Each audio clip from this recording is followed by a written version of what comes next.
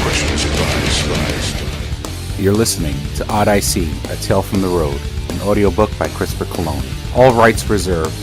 Any resemblance to persons living or dead are purely coincidental. Chapter 9. The caddy hit the country road like a bat out of hell. There was a flock of cars behind us, all filled with the single-minded, deadly, mobsters. Wouldn't you know it, they were all driving Cadillacs. What a surprise. Seeing all their headlights in the rear-view mirror had felt like we were being chased by a giant, supernatural monster. All of the cars' grills have looked like sets of shiny teeth, thirsty for our blood. Their headlights looked like a separate sets of glowing eyes.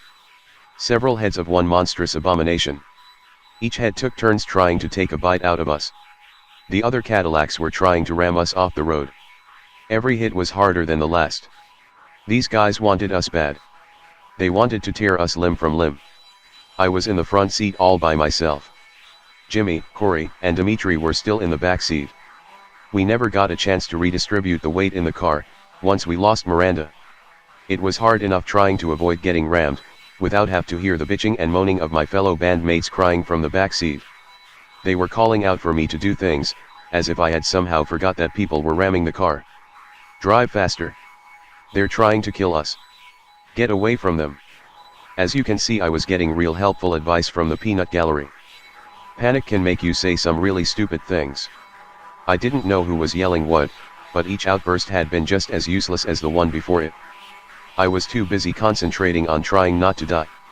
If I happened to bring my bandmates along on this quest for self-preservation, it was purely coincidental. We were surrounded. Two of the cars flanked us and then drove on ahead. They were going to cut us off somewhere down the line.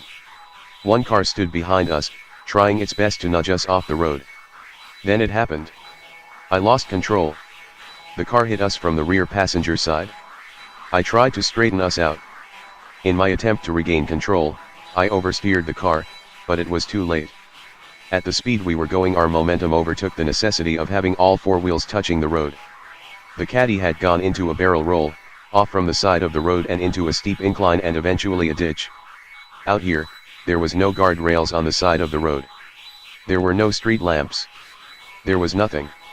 The roads were only safe if you were going the legal limit, which for around here was posted at 35 miles per hour. I think we were doing 3 times that.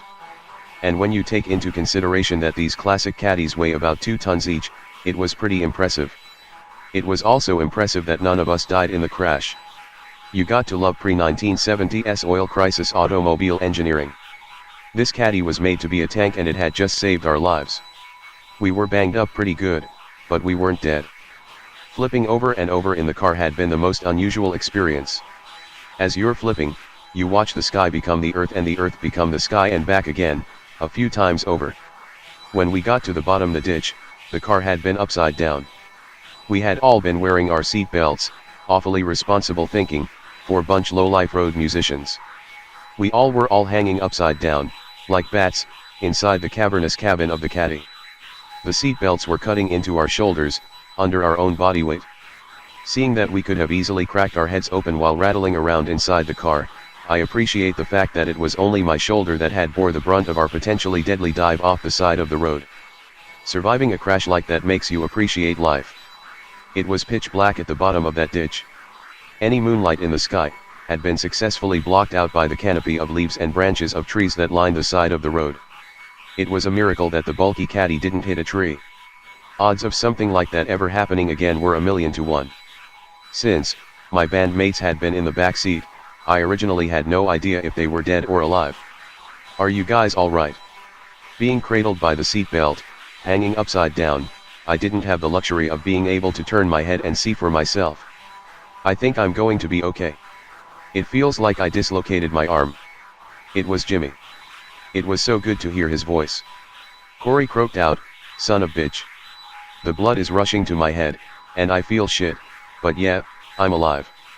Then there was silence. Jimmy checked in. Corey checked in. Where was Dimitri? I started to panic. "Dimitri?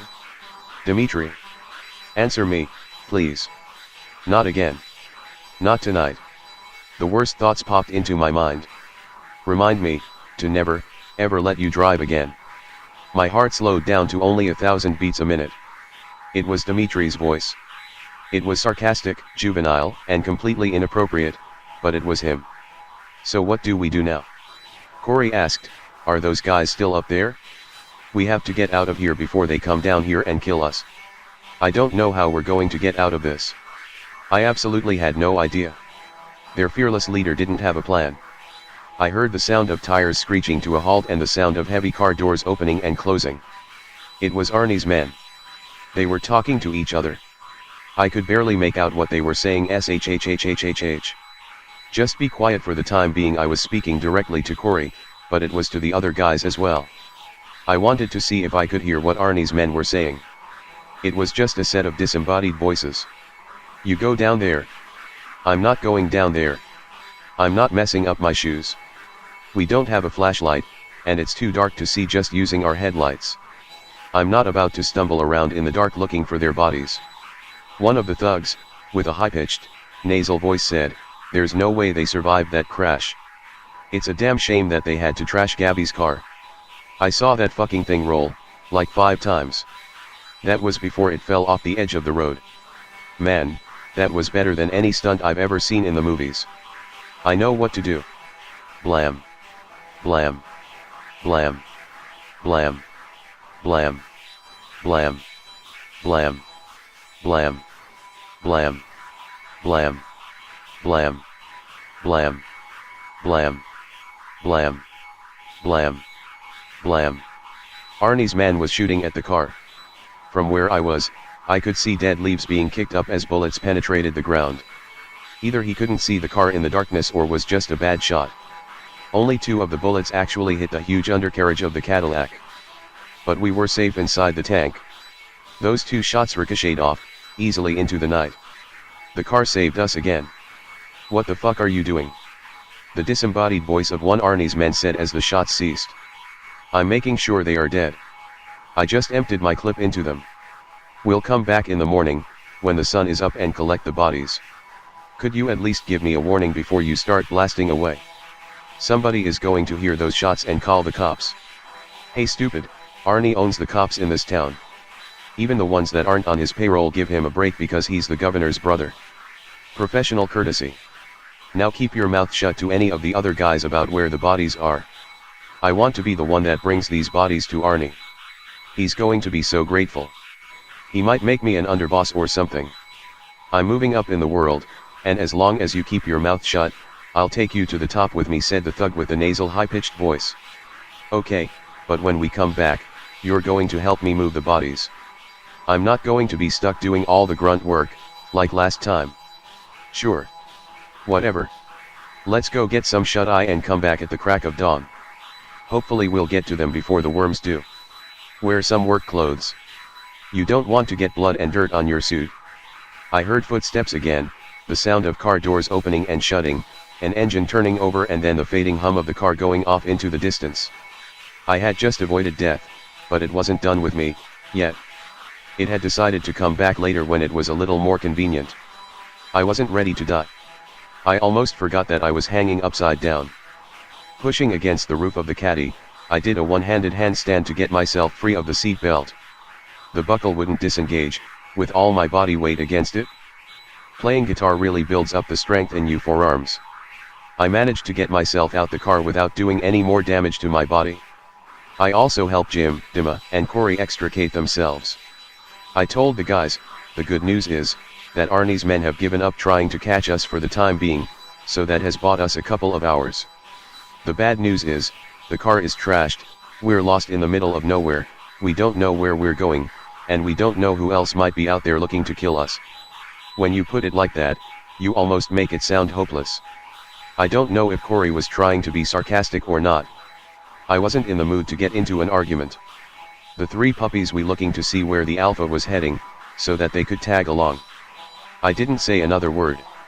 I just started walking, and they all followed suit. We all wanted to stop. We were in pain. As much as I know they wanted to, nobody complained. I heard the labored breathing and the winces whenever the road would started to incline. I kept walking. I didn't look back. I didn't need to. I heard their footsteps, kicking roadside pebbles and rustling grass. We trudged on in our death march. For all I knew, we could have been walking right into the arms of our potential killers, but sitting around wasn't going to solve anything. We had to keep moving. Hours passed. We watched the sky turn from pitch black, to navy blue, to pale gray. Then we started to see the very edges of the sun rise. Red, orange, yellow. It was so beautiful, it helped distract me from the shooting pains in my nose, shoulder, and aching feet. We were the Walking Dead. Zombies lumbering our way to what was, hopefully, safety. But, where? Where would be safe? Who would help us? Why would they help us? We were broke, tired, and hungry. We were doing the only thing we could do. Walk.